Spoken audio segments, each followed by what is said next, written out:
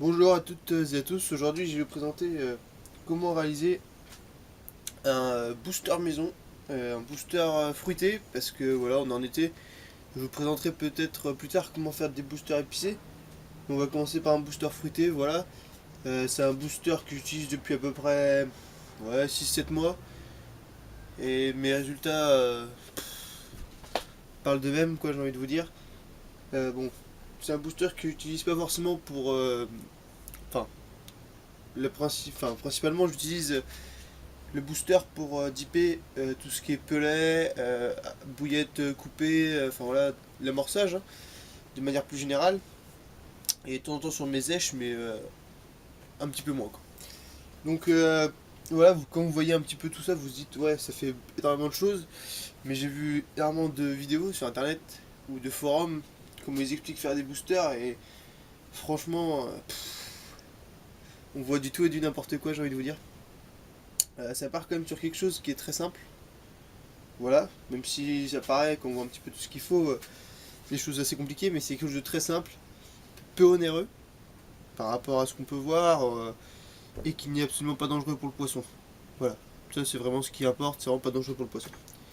Je vais vous présenter déjà un petit peu tout ce qu'il vous faut. Il faudra déjà du sirop de sucre de canne, voilà. Donc ça n'a pas un prix non plus super onéreux dans le commerce. Donc ça va être un petit peu notre base. Donc voilà, vu qu'on est sur une base fruitée, sucrée, voilà le sirop de sucre de canne, un récipient, j'ai oublié de le présenter avant, mais pour mettre votre booster. Après, de l'huile, voilà, de l'huile de tournesol qui va permettre de diffuser dans toutes les couches d'eau. Voilà, moi j'ai utilisé plusieurs huiles, l'huile de tournesol, l'huile de chènevis, voilà, l'huile d'arachide, mais franchement j'ai pas trouvé une différence exceptionnelle. L'huile de tournesol c'est celle qui nous revient le moins cher, autant l'utiliser. Voilà. Après, un petit peu de miel, voilà. Miel, c'est quelque chose qui passe partout. C'est vraiment, voilà, c'est bien connu le miel, hein. C'est pas d'aujourd'hui qu'on entend des pêcheurs qui dippent leurs appâts au miel. Voilà, on s'en prive pas. Du lait en poudre qui vous permet de faire un nuage un petit peu olfactif avec le dip. Donc voilà, le lait en poudre, hein, c'est quelque chose qui est connu aussi, hein, de tous les pêcheurs, je vous apprends vraiment rien. Utilisé beaucoup aussi dans la préparation de graines, mais ça on essaiera peut-être de le voir dans une prochaine vidéo. Après on va passer à l'aspect un petit peu plus chimique entre guillemets. Euh, il vous faut des arômes, très clairement. Si vous mettez pas d'arômes, ça n'aura absolument pas de goût.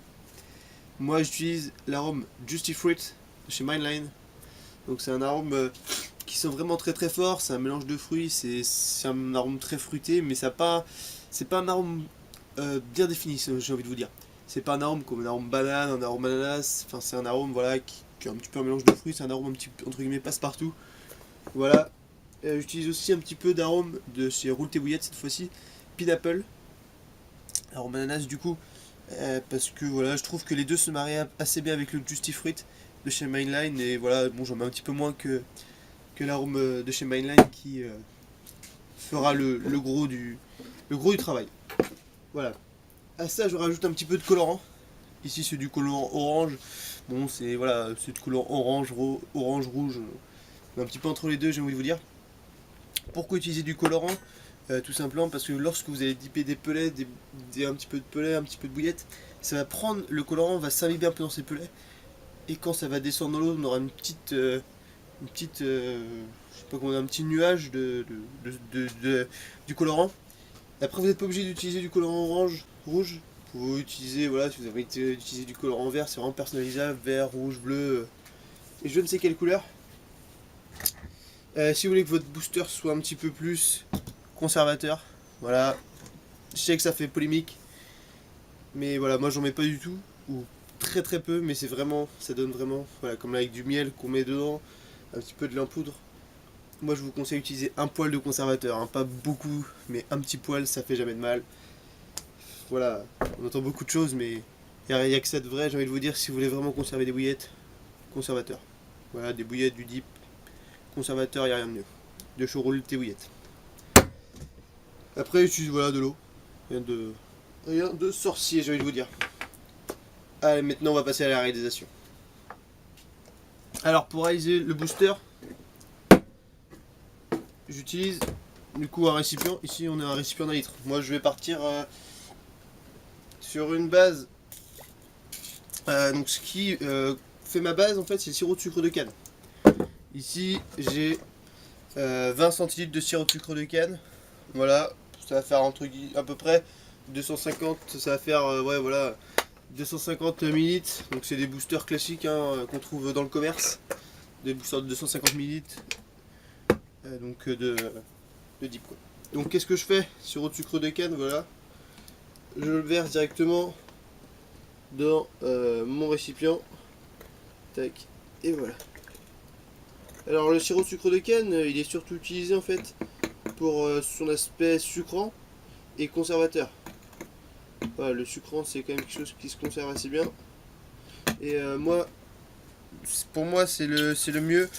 J'ai vu beaucoup de pêcheurs qui utilisaient de la glycérine notamment, des choses comme ça. Qu'est-ce que j'ai vu d'autre? Du glucose également. Pour moi le sucre de canne c'est moins cher et c'est vraiment le mieux. Voilà, il n'y a pas de souci. Après, chacun fait ce qu'il veut, j'ai envie de vous dire. Moi, sucre de canne, il n'y a rien de tel.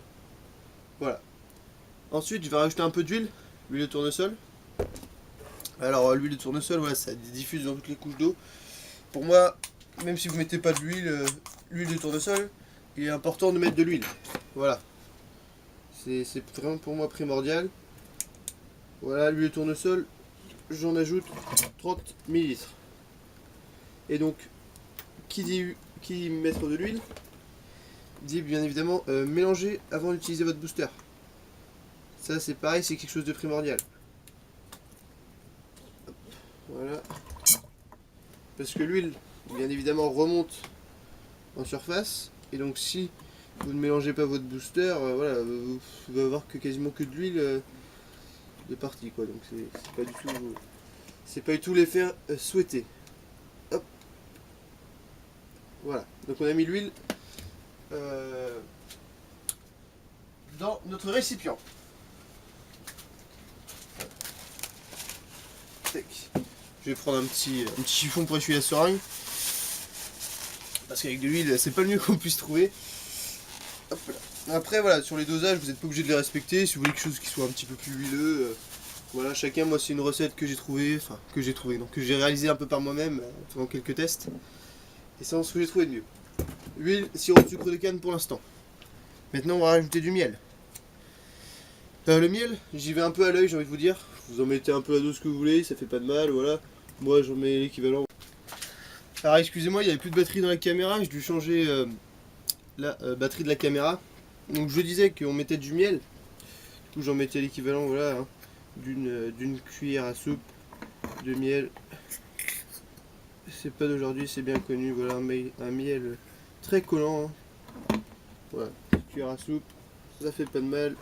Et voilà, le miel, hein, je sais que différentes personnes utilisent aussi qui l'incorporent dans leurs graines. Ou même carrément dans le nappage de bouillettes. Hein, voilà. Je sais que c'est très très connu aussi pour cela, le miel. Hop là. Voilà. Tac. Donc là, ça va être important de bien mélanger. Parce que le miel a tendance à rester au fond. C'est pour ça que c'est important de bien mélanger votre dip.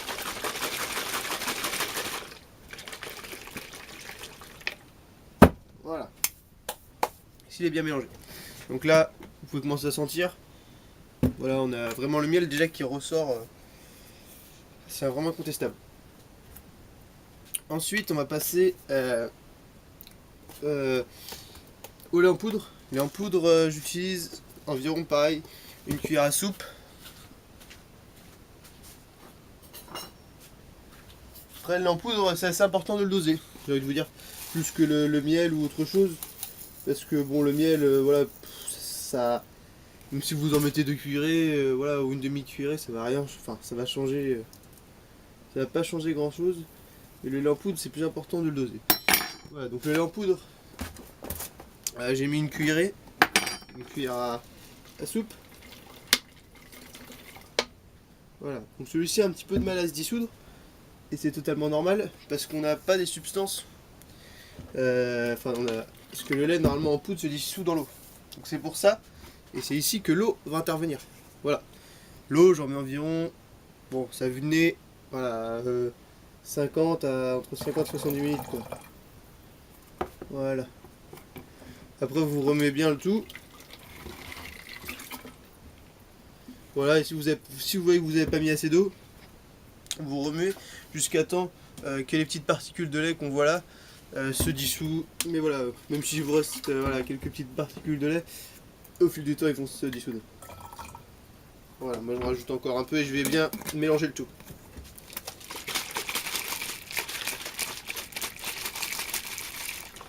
Voilà.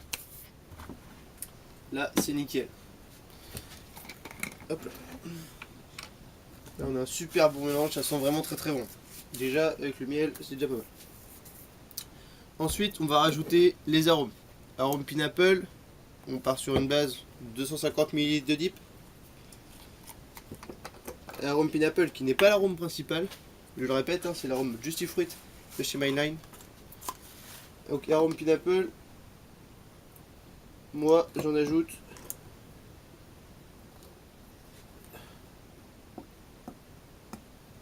j'en ajoute 4 ml. Voilà. 4 ml d'arôme pineapple. Après voilà, libre à vous aussi hein, de mettre les arômes que vous voulez. Moi j'utilise un arôme pineapple, vous pouvez très bien mettre un arôme noix de coco, banane ou je ne sais quoi. Et l'arôme Juicy Fruit, je vais en ajouter 6 ml. Voilà, donc parce que c'est pas évident ces petites bouteilles de chez Mainline. Donc j'utilise un petit récipient doseur pour pouvoir récupérer à la seringue. Voilà, là on a 6 minutes. Les 6 minutes, voilà, il y en a peut-être un petit peu 7 là avec 6-7 millilitres, bon on n'est pas à 1 millilitre près. Hein. Plus vous mettez d'arôme, plus ce sera, plus ça sentira, donc voilà. Là-dessus, j'ai rien à vous apprendre. Alors, tous les connaisseurs, surtout en termes de roulage de bouillette, pourront vous dire. Mais il est important de ne pas non plus mettre la boîte. Enfin, mettre le flacon. Parce que voilà, l'arôme c'est bien, mais trop d'arôme, ça repousse un petit peu le poisson. C'est vrai qu'il est important de doser ces arômes, mais modérément. Voilà, là on remue pour bien que ces arômes s'entraignent dans le dip. Là on a des super arômes, ça sent vraiment super bon. Ensuite, on va passer à ce qui fait débat, un petit peu de conservateur. Pour ma part c'est 10 ml. Pas plus, pas moins. Voilà, il préconise 50 ml au kilo de bouillette. Moi c'est 10 ml pour un dip. Voilà, sachant qu'il y a déjà le sucre qui a un pouvoir conservateur. Voilà, 10 ml. Donc c'est largement assez déjà. Après voilà, c'est vraiment pour une meilleure conservation de votre dip. Si je sais que si vous allez par exemple, voilà, vous savez que votre dip sera utilisé dans la semaine ou dans 2 semaines quoi, ça sert absolument à rien de mettre du conservateur. Hein. Là-dessus je vous rejoins parfaitement. Mais voilà, moi si vous souhaitez un petit peu le conserver votre dip, y a pas de souci quoi. Donc voilà, donc là vous vous dites ouais ça fait un dip, c'est pas super beau. Et c'est pour ça, et c'est là que le colorant vient en ajout. Voilà, un petit peu de colorant. Tac. Vraiment une petite pointe, ça sert à rien d'en mettre beaucoup. Colorant, ça a un pouvoir très très fort. Hein. Ça a un pouvoir vraiment très très fort. Absolument à rien d'en mettre beaucoup. Voilà, tac, un petit peu de colorant. Et là voilà, vous avez vu déjà. Et là voilà, votre dip est réalisé, ça sent vraiment super bon. Ce qui est important aussi, c'est de le laisser reposer un petit peu. Voilà, si vous le laissez au moins reposer 2 jours, 48 heures, c'est déjà pas mal. Pour que tous les arômes s'imprègnent bien et on ait une meilleure diffusion quoi. Et là vraiment, l'odeur, je vous jure qu'elle est vraiment top, top, top. Voilà, donc là on a mis tout ce qu'il fallait dedans, donc je récapitule. Ce qu'il nous faut pour réaliser ce boost. Voilà, il vous faut un arôme Juicy Fruit de chez Mainline et un arôme pineapple. Ces arômes, comme je l'ai déjà dit, vous pouvez les changer. Voilà, libre à chaque pêcheur et de faire travailler son imagination. Un colorant, moi ici j'ai colorant rouge, rose, rouge, orange, voilà, ça dépend de chacun. Conservateur, de l'eau qui nous sert à diluer le lait en poudre. sirop de sucre de canne, très important. C'est la base vraiment pour faire 250 à peu près, hein, 250, 280, on s'en fiche un petit peu. Sur une base de 250 ml de dip, 200 de sucre de canne. D'accord. Miel, pareil. Et un petit peu d'huile de tournesol. Voilà. Là on a vraiment un super booster. Maintenant je vais vous montrer un petit peu ce que fait ce booster dans l'eau. Voilà. Parce que je trouve c'est intéressant aussi de voir ce que ça fait dans l'eau. Et on se retrouve tout de suite avec un seau d'eau pour vous montrer ce que ça donne.